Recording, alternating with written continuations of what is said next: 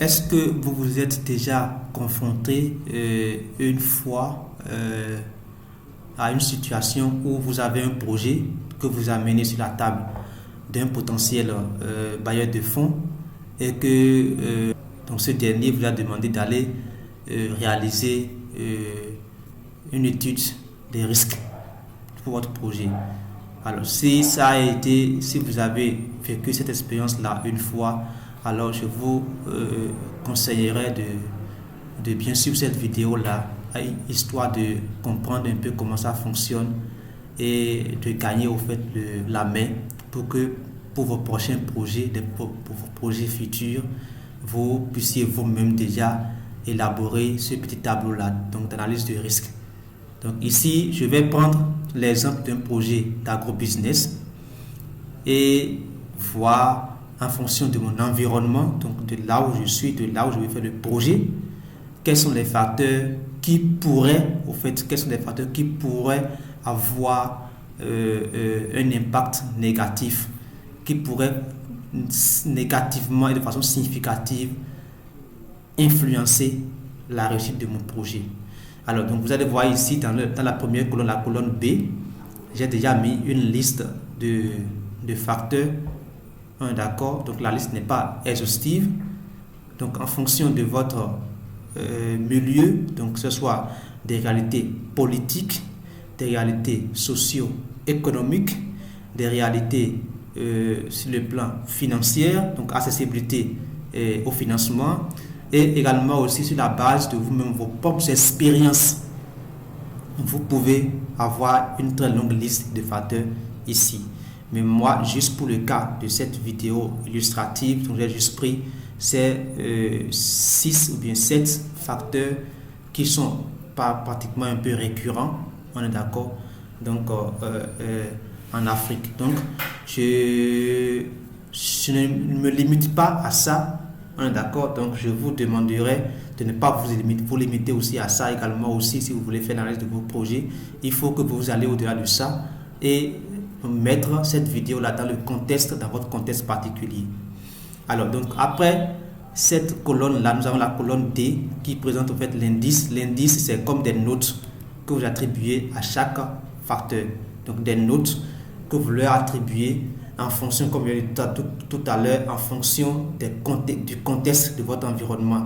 L'environnement dans lequel vous voulez implémenter le projet, vous voulez réaliser le projet.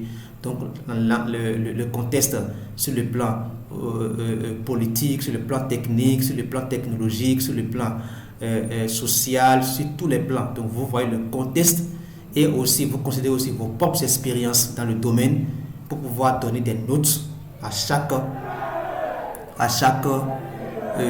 facteur.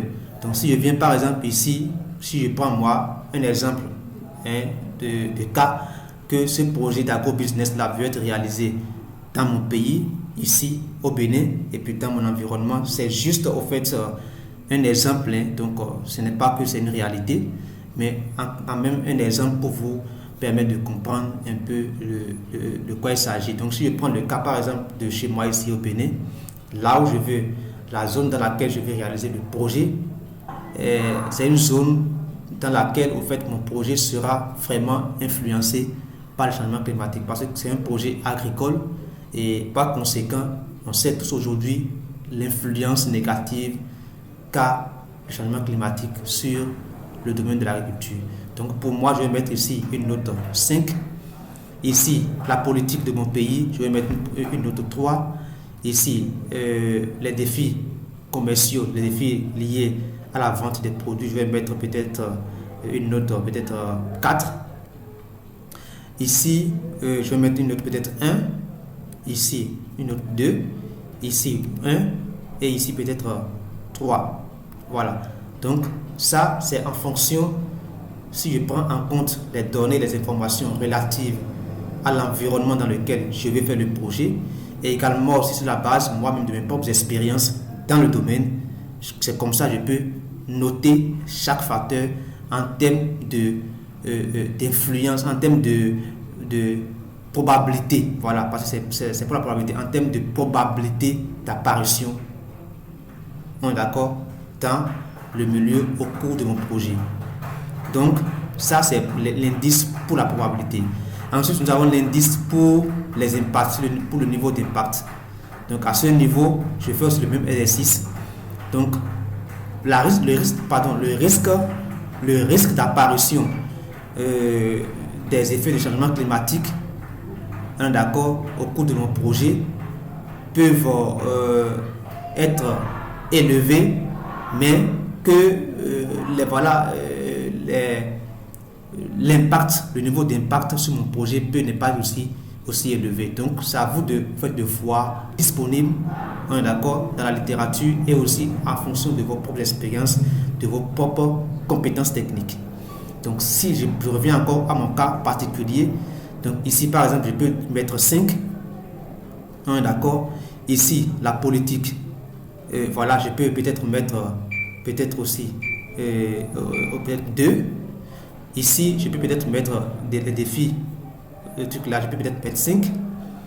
Ici, pour ceci, voilà, donc je peux peut-être mettre 4. Ici, Internet, par rapport à moi, mon activité, je peux peut-être mettre 2. Ici, les langues, je peux peut-être mettre 1 aussi. Et ici, par rapport à la finance, je peux peut-être mettre 5. Voilà.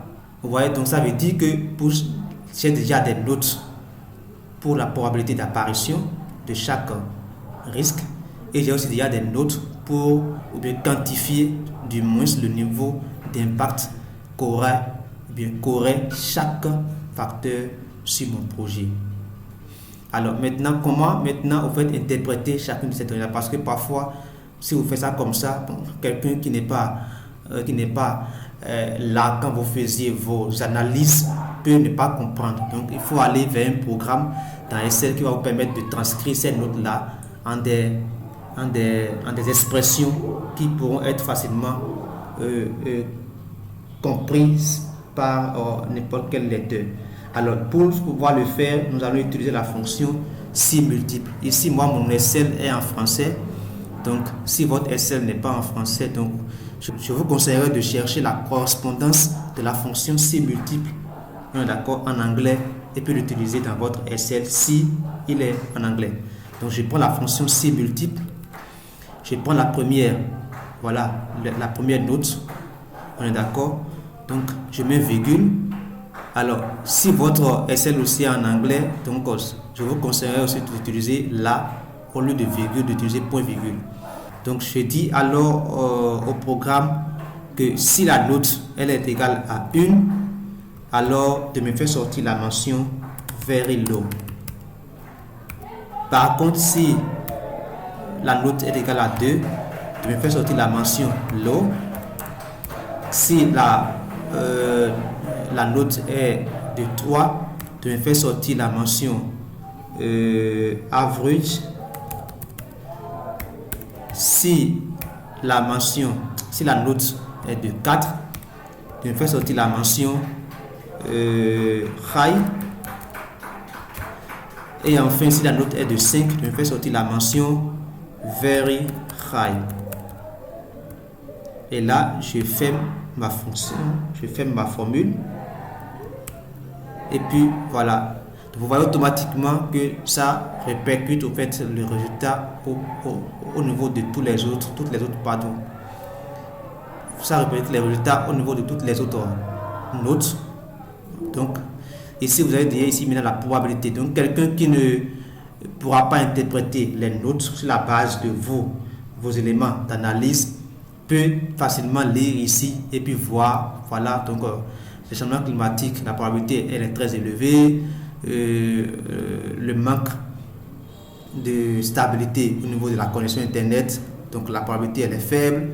Vous voyez, donc la personne peut facilement déjà interpréter ces mentions là que vous avez mises ici. Arrivé ici aussi, on utilise la même formule, d'accord. Donc je prends si multiple et je prends la première note, virgule. Je mets ma première note qui est de 1, puis je lui dis de me mettre la mention not relevant. Si c'est 2, de mettre la mention relevant. Si c'est 3, de mettre la mention moderate. Si c'est 4, de mettre la mention severe. Et enfin, si la note elle est 5, de mettre la mention very harsh. Voilà, very harsh. Voilà. Et puis, je clôture ma formule et puis je valide. Vous voyez, donc automatiquement aussi ça répercute au fait votre fonction sur toutes les autres notes. Voilà, donc ici maintenant, niveau analyse d'impact, donc il me dit que les changements climatiques auront un impact vraiment sévère sur mon projet.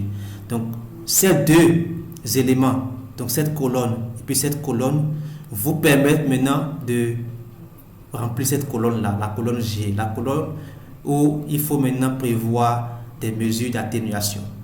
Donc si je viens ici par exemple, la probabilité que les changements climatiques affectent mon projet, elle est élevée, very high, donc très élevée, et en même temps aussi les impacts, d'accord, que les changements climatiques auront sur mon projet également aussi seront très sévères. Par conséquent, il me faut forcément prévoir des mesures, forcément. Donc je dois prévoir là des mesures.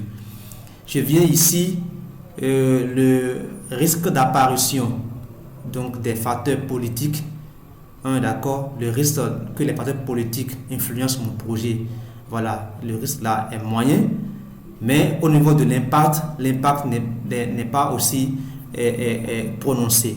Par conséquent, je peux ne pas, au fait, ici, à ce niveau ici, prévoir des mesures d'atténuation. Donc, ce n'est pas nécessaire. Donc, les cas où c'est nécessaire, les cas où les mesures d'atténuation sont obligatoires, c'est ces cas-là que je vais faire sortir d'abord. Maintenant, si vous arrivez à trouver des mesures d'atténuation pour ces cas nécessaires, obligatoires, maintenant vous pouvez également aussi, pour les cas comme la politique, vous pouvez également aussi, si vous en avez, prévoir aussi des mesures d'atténuation à ce niveau-là. Donc je viens ici aussi par exemple, donc les défis liés à la commercialisation des produits. Vous voyez, donc la probabilité elle est élevée et puis l'impact est très sévère. Donc là aussi je dois prévoir aussi des mesures d'atténuation. Je viens ici, donc la probabilité elle est très faible et l'impact est élevé. À ce niveau ici, maintenant qu'est-ce qu'il faut faire? Donc un risque ou la probabilité d'apparition, la probabilité d'influence au fait. D'accord, que ça apparaisse, que ça influence, elle est très faible, mais au cas où ça va apparaître, le risque sera sévère. Dans ce cas également aussi, il faut prévoir des mesures, forcément. Ensuite, je viens au niveau de la connexion Internet, donc c'est faible et bon, l'impact aussi n'est pas aussi prononcé, donc vous n'êtes pas obligé de donner des mesures d'atténuation à ce niveau-là. Je viens au niveau des barrières linguistiques, donc l'impact, la probabilité elle est très faible et puis l'impact n'est pas du tout important, donc vous n'êtes pas obligé aussi de prévoir des mesures d'atténuation. Finance, voilà, c'est modéré, donc c'est moyenne ici, la probabilité elle est moyenne, mais l'impact est très élevé, donc là aussi il faut forcément des mesures d'atténuation. Voilà, donc de façon sommaire, vous allez voir que c'est au niveau de ces 4 facteurs-là, principalement, qu'il faut obligatoirement, vous pouvez ne pas fournir des mesures d'atténuation pour les 3 autres facteurs, mais ces 4 facteurs-là, vous devez obligatoirement fournir des mesures d'atténuation. C'est un peu par cette procédure, cette technique, que vous pouvez au fait construire un tableau d'analyse de risque pour votre projet. Alors donc,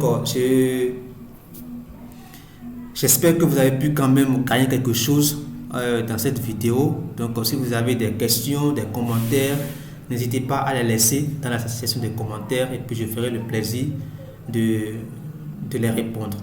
Donc je vous remercie pour votre fidélité, je vous remercie de m'avoir suivi. Si la vidéo vous a plu, le contenu vous a intéressé, vous a plu, partagez-la autour de vous. Si vous n'êtes pas encore abonné à ma chaîne, abonnez-vous à la chaîne et restez connectés pour les autres vidéos à venir. Merci, à bientôt.